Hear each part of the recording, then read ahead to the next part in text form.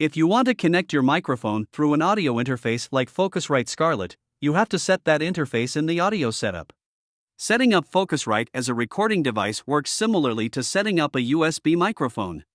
You can connect your XLR microphone to an audio interface and connect the audio interface to your laptop through a USB cable.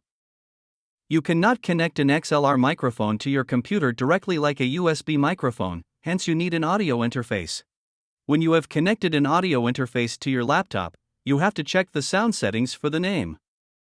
For me, it appears as Scarlett 2i2 USB.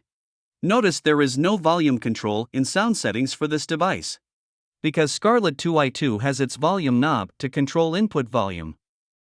From the audio setup, select Scarlett 2i2 USB as the recording device. If you have another interface, your name will be different. So be sure which name your audio interface gets from the sound settings. After setting the device, you should check this slider in the recording meter. For me, it is stuck at the highest point, meaning I have only one way to control the recording volume. That way is the volume knob in the interface.